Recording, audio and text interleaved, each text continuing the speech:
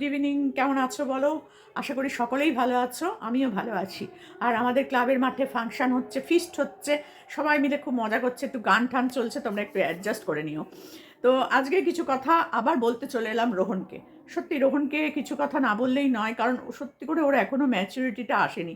26 বছর বয়স হয়ে গেল ঠিক কথা, কিন্তু 6 বছরের মতন এখন ওর বুদ্ধিশুদ্ধি, আমার যা মনে হয়। আবার এদিকে পাপা, ভেবে দেখো একবার। তো যাই হোক, সব মিলিয়ে মিশিয়ে আজকের ভিডিওটা আমি একটু অন্যরকম ভিডিও করছি, কারণ কন্ট্রোভার্সি ক্রিয়েটার আমি জানোই, একটু তো বলতেই হবে।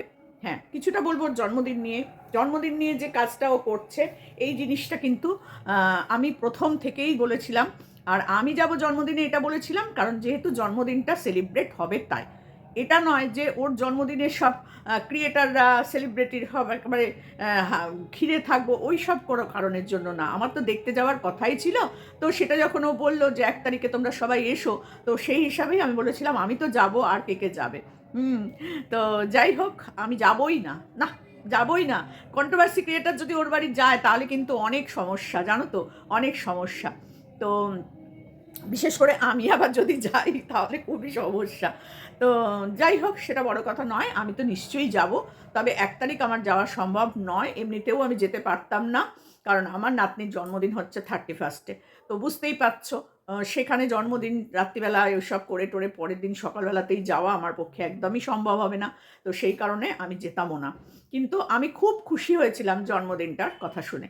আর আমি সত্যি করে এই ভীষণ মানে কি বলতো, ভালো জিনিসকে আমি ভীষণ ভালোবাসি। এই জন্মদিন, বিবাহবার্ষিকী, ঘুরতে যাওয়া, কোনো কিছু বেশ এনজয় আমার ভীষণ ভালো লাগে, পিকনিক। সেই জন্য যখনই রোহন বলেছে যে আমার জন্মদিনে সবাই এসো, তখন কিন্তু ফার্স্ট কমেন্টটাই আমি করেছিলাম আমি তো যাব, আর কে কে যাবে। তো আমি এমনিই যেতাম, অমনিও যেতাম, জন্মদিন হলেও যাব, না হলেও যাব। তো এমনিতেই আমি রোহন অসুস্থ, তাকে দেখতে যাব, তাকে নিয়ে ভিডিও বানাচ্ছি, তার মেয়েকে নিয়ে ভিডিও বানাচ্ছি। অসুস্থ অবস্থায় তাকে দেখতে যাব না, এটা কি মানে ঠিক?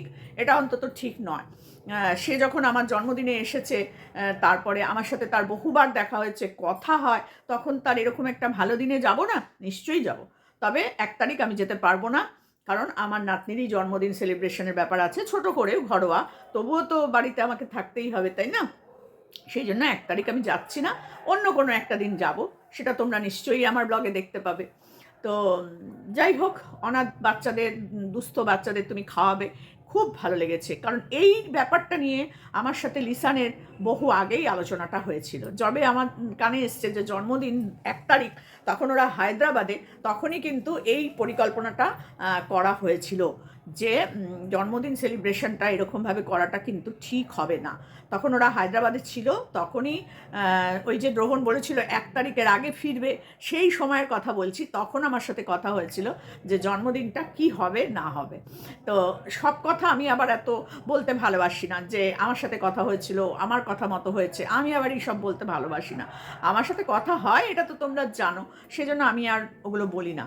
তো ভালো লাগে, আমার খুব ভালো লাগে যে যখন রোহন, লিসান ওরা আমাদের কথা শোনে, আমরা যারা ওর থেকে বয়সে বড়, আমরা যারা ওর ভালো মন্দটা বোঝার চেষ্টা করি, যারা আমরা বয়সে বড়, তারা সবসময় চাইবো যে ওদের কোনো ক্ষতি না হোক। আমরা কন্ট্রোভার্সি ক্রিয়েটার হতে পারি, কিন্তু আমরা কখনোই খারাপ দিকটাকে প্রাধান্য দিই না, আমরা খারাপটাকেও সমান পরিমাণে বলি, কারণ ও অনেক ছোট, ও নিজে অনেক কিছু ভুলভাল করে, আর সেই ভুলগুলোকে আমরা চোখে হাত দিয়ে দেখিয়ে দিই। আর সেই দেখানোটা যদি ওরা মেনে নেয় তখন সেটা ভালো লাগে। কিন্তু যদি না মানে, তখন মনে হয় দূর, একবার বলবো, দুবার বলবো, তিনবারের বার আর বলবো না, যা করে করুক গে যাক, এটাই তখন মনে হয়। কিন্তু না, রোহন বলো, লিসান বলো, এরা কথা শোনে, এই জিনিসটা ভালো লাগে। তো যাই হোক, সোনামা স্কুলে ভর্তি হচ্ছে, সেটাও খুব ভালো লাগলো। আর জন্মদিনের দিনকে বাচ্চাদেরকে খাওয়াও, তোমাকে যে 15,000 টাকাটা দিয়েছে, ওই টাকাটা তুমি জন্মদিনেই তুমি খরচ করো, কারণ যে টাকাটা তোমাকে দর্শকরা দিয়েছে, তোমার ভালোবাসার যে মানুষরা তোমাকে চিকিৎসার জন্য দিয়েছে, আমি বলবো সেখান থেকে যদি কোনো টাকা বেঁচে থাকে, সেই টাকাটা থেকে তুমি জন্মদিনটা করো না।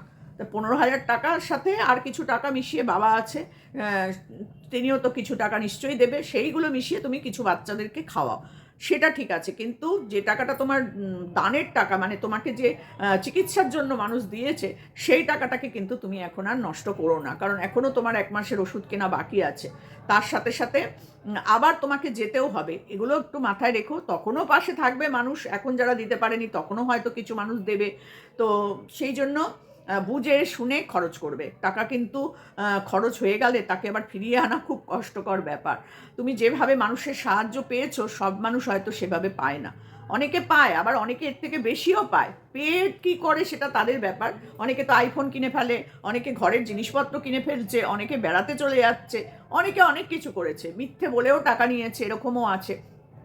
তো সব কিছুর পরে বলবো, তুমি চিকিৎসার জন্য টাকা নিয়েছো, মানুষ তোমাকে যতটা পেরেছে ততটা সাহায্য করেছে, সেই টাকায় তোমার চিকিৎসা হয়েছে। কোনো একজন দিদি তোমাকে প্লেনের টিকিটের টাকা দিয়েছে, চিকিৎসার টাকা দিয়েছে, এই রকম করে প্রচুর ভালোবাসার মানুষ তোমাকে টাকা দিয়েছে। তো সেই টাকাগুলোকে তুমি সেই মানুষগুলোকে কিন্তু কোনোদিন ভুলে যেও না। আর লিসানকে কোনোদিন ভুলে যেও না। লিসানের অবদান ভোলার মতো না, একদম পুরো পরিবারের অবদানটাই কিন্তু ভোলার মতো না। তো যাই হোক, এরপরে বলবো গিফটগুলো তো ভালোই হয়েছে, কালকে আমি গিফট নিয়ে বলে দিয়েছি, ওই জন্য গিফট নিয়ে কিছু বলার নেই। তবে হ্যাঁ, এই কথাটা খুব জরুরি, যেটা হচ্ছে গিফটের টাকাটা যেভাবে সারা খাট ছড়িয়ে পড়ে রইল না, খুব খারাপ লাগছিল দেখতে। বিশ্বাস করো, সোনামার কাছে তুমি দিলে আর সোনামা সেগুলোকে এরকম করে করে উড়িয়ে দিচ্ছে, মনে হচ্ছে সেই খেলনা 500 টাকার নোট, 200 টাকার নোট, 100 টাকার নোট পাওয়া যায় না, ঠিক মনে হচ্ছিল ঠিক সেই রকম নোটও তুমি দিয়েছো, আর ও সেটা নিয়ে ওরকমভাবে করছে। ও তো বোঝে না, ও তো বাচ্চা, ওই জন্য ওর দোষ আমি ধরবো না, ধরবো তোমাকে। যে তুমি যখন ওকে টাকাগুলো দিলে, তখন তুমি ভালো করে সুন্দর করে ওগুলোকে গুনে সুন্দর করে ব্যাগের মধ্যে ভরে তুমি ব্যাগটা ওকে দিতে পারতে। ওই যে সারা খাট জুড়ে টাকাটা ছড়িয়ে রয়েছে না, খুব দৃষ্টিকটু লেগেছে আমার। আমি কালকে এটা বলিনি, কিন্তু আমি আজকে সেটা বললাম যে টাকাটা এরকমভাবে ছড়িয়ে মানে সারা খাট জুড়ে থাকাটা খুব দৃষ্টিকটু লাগছিল, ভীষণ বাজে লাগছিল। কারণ ওটা একটা খেলার জিনিস নয়।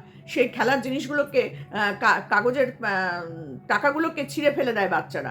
সেই রকমই মনে করে যদি কোনো একটা 500 টাকার নোট ও ছিঁড়ে ফেলতো, ভাবো তো কিরম ঝঞ্ঝাট হতো সেটা। তো সেই কারণে বলছি, টাকা পয়সা বাচ্চাদের হাতে যতটা সম্ভব না দেওয়ার চেষ্টা করবে, না দেওয়ারই চেষ্টা করবে। ওকে দিয়েছে, ওর জন্য উনি খুব কষ্ট করে করে, তুমি নিজেই বলেছো, উনি টাকাগুলো সোনামার জন্য জমিয়ে রেখেছেন এবং তোমার হাতে তুলে দিয়েছে। তাহলে সেই টাকাটার কিন্তু ভালোবাসা মূল্য অনেক বেশি, অনেক। আর সেই টাকাটা তুমি সোনামাকে এরকম করে করে করে করে করে খুলে দিলে, আর সোনামা সেগুলোকে ছড়াচ্ছে, ওড়াচ্ছে, সারা খাটের এদিকে ওদিকে সেদিকে ছড়িয়ে রয়েছে। তার মধ্যেই তুমি আরও নতুন নতুন যে জিনিসপত্রগুলো, সেগুলো তুমি বার করে করে দেখাচ্ছ। জানি তুমি প্রচণ্ড এক্সাইটেড হয়েছো, খুব খুশি হয়েছো, এত গিফট পেয়েছো। আর সোনামাও খুব খুশি হয়েছে এত গিফট দেখে, সেগুলো খুবই ভালো লেগেছে, গিফটগুলোও খুবই সুন্দর হয়েছে। কিন্তু টাকাটা ওরকমভাবে অমর্যাদাটা করাটা ঠিক হয়নি। আমার তো ওই জায়গাটা খুব খারাপ লাগছিল, কিন্তু কালকে আমি ওই জায়গাটা একটু এড়িয়ে গেছিলাম। আবার রাত্রিবেলা ভালো করে ভিডিওটা দেখলাম, দেখার পর আজকে এই ভিডিওটা করতে বসলাম। তো সেই জন্য বলছি, টাকাটা ওইভাবে সোনামার হাতে কোনো সময় দেবে না। যে যাই দিক না কেন, সোনামার নামে টাকা তুমি সোনামার জন্যই কিন্তু ব্যবহার করবে। সোনামারও জন্মদিন আসছে, যাকগে বাবা, আমি আর কিছু বলবো না। যাই হোক, সোনামার জন্মদিন আসছে, সোনামার জন্মদিনে সোনামার টাকাগুলো ইউজ করবে, কোনো অসুবিধা নেই। কিন্তু এই টাকাগুলো আমি বলবো যে সবসময় সোনামার জন্যই তুলে রাখবে। হয় ব্যাংক, পোস্ট অফিস, না হলে কোনো সোনার জিনিস কিনে সোনামার জন্য রেখে দেবে। সোনামা স্কুলে ভর্তি হচ্ছে, সোনামার জন্য এখন বই খাতা কিনতে হবে, ড্রেস কিনতে হবে। সোনামার একটা টিচার অবশ্যই রাখবে বাড়িতে, কারণ ওই স্কুলে তুমি পাঠিয়ে দিলে আর ব্যাস আমার মেয়ে পড়াশোনা শিখে গেল না, ওতে কিন্তু হবে না। কারণ ওকে প্র্যাকটিস করানোর জন্য বাড়িতে একটা টিচার অবশ্যই দরকার, কারণ তোমার পক্ষে ওকে সময় দেওয়া একদমই সম্ভব হবে না। কারণ তুমি নানান কাজে ব্যস্ত থাকবে, তারপর তোমার শরীর খারাপ, সব কিছু মিলিয়ে কিন্তু ওর জন্য একটা টিচার বাড়িতে রেখো। যারা ওখানে পড়াতে আসবে তাদের মধ্যেই একজন কোনো মহিলা টিচার সুন্দর করে ওকে পড়ানোর জন্য বাড়িতে এসে যাতে একটু বিকেলবেলার দিকে পড়িয়ে দিয়ে যায়, তাহলে খুব ভালো হবে। আর সোনামার জন্য স্পিচ থেরাপিটা কিন্তু মাস্ট রোহন। এবার ওর এইটার দিকে তুমি একটু খেয়াল দাও, এবার একটু খেয়াল দাও। হয়েছে তো, এখন তো সোনামা বড় হচ্ছে, তো এখন তো সোনামার দিকে তোমাকে ভালোভাবে লক্ষ্য রাখতেই হবে, তাই না? এখন সোনামা বড় হচ্ছে, সোনামা আস্তে আস্তে বড় হবে, আরও বড় হবে, তখন কিন্তু সোনামার অনেক কিছু প্রয়োজন, যেটা একটা মেয়ে না থাকলে পরে বাড়িতে খুবই অসুবিধা। তোমাকেই সেগুলো পূরণ করতে হবে, তোমাকেই সব কিছু বুঝতে হবে। তো সেই দিকে তাকিয়ে বাচ্চাটার দিকে একটু খেয়াল দাও, একদম বলছি, বাচ্চাটার দিকে খেয়াল দাও। আর যে গিফটের কথা তুমি বলতে গিয়েও বলছো না যে তোমার শত্রুরা একদম বাবা খ্যাও ম্যাও করে এসে পড়বে, সেই গিফটের কথা তুমি বলোও না, তুমি দেখিও না। এটা কিন্তু তোমাকে আমি আগেই বলে দিয়েছি, লিসানকেও বলেছি যে খবরদার, খবরদার কোনো গিফট আর দেখানোর দরকারই নেই। জন্মদিনে গিফট পাবে সেগুলো আলাদা কথা, সেগুলো দেখিও। যদি কেউ যায় তোমার জন্মদিনে গিফট নিয়ে, তা অবশ্যই সেটা দেখাবে, ভিডিও তো করবেই। আর দুস্থ বাচ্চারা তো তোমার মানে তাদের মুখের হাসিটাই তোমার আশীর্বাদ। এই অনাথ বাচ্চাদের তুমি খাওয়াবে না, ওদের ওই হাসিটাই হচ্ছে তোমার কাছে আশীর্বাদ। তাদের মায়েদের যে হাসিটা মুখে ফুটবে যে এই দিন তুমি ওদের খাওয়াচ্ছ, এটাই তোমার কাছে অনেক বড় আশীর্বাদ। এই আশীর্বাদটা মাথায় নিয়ে তুমি এগিয়ে যাও, এটাই চাইবো। আর টাকা পয়সা কখনো খোল্লাভাবে নষ্ট করো না, নষ্ট করো না। কারণ তোমার নিজের ভবিষ্যৎ, তার সাথে সোনামার ভবিষ্যৎ কিন্তু রয়েছে। তোমার ভবিষ্যৎ তোমার বাবা তৈরি করে দিয়ে গেছেন, কিন্তু সোনামার ভবিষ্যৎটা তো তোমাকেও তৈরি করতে হবে, তাই না? বাবা মা আছে তোমার, ঠিক আছে, তারাও করবে, কিন্তু তুমি পাপা, তোমাকে কিন্তু দেখতেই হবে। তোমার মা অসুস্থ, তোমার বাবাও বাইরে বাইরে থাকেন, তো সোনামার দায়িত্বটা কিন্তু সম্পূর্ণভাবে তোমার। আর লিসানদের পরিবার, এরা তো মানে কি বলবো, ভগবানের একটা দূত হিসাবে তোমার পাশে এসে দাঁড়িয়েছে। ভালো কাজ করেছো, ভালো মানুষ পেয়েছো, দেখেছো তো? এই জন্যই বলে ভালো কাজ করো, ফলের আশা করো না। এটাই হচ্ছে কথা। ঠিক ভগবান কোনো না কোনো খান দিয়ে তোমাকে পৌঁছে দেবেই সেটার রেজাল্ট। তো যাই হোক, এটুকুনি বলার ছিল। আমার ওই জায়গাটা খুব খারাপ লেগেছে, যে যেখানে সোনামা টাকাগুলোকে এরকম করে করে ছুঁড়ে হাওয়ায় উড়িয়ে দিচ্ছে, আর সারা খাট জুড়ে টাকা ছড়িয়ে পড়ে রয়েছে। এরকমভাবে কিন্তু টাকা নিয়ে খেলা করা ঠিক নয়। টাকা নিয়ে কোনো সময় কখনো বাচ্চাদেরকে খেলার জন্য হাতে দেবেই না। ওরা তো বোঝে না, খেলার জিনিস মনে করে ওরা ছিঁড়েও ফেলতে পারে।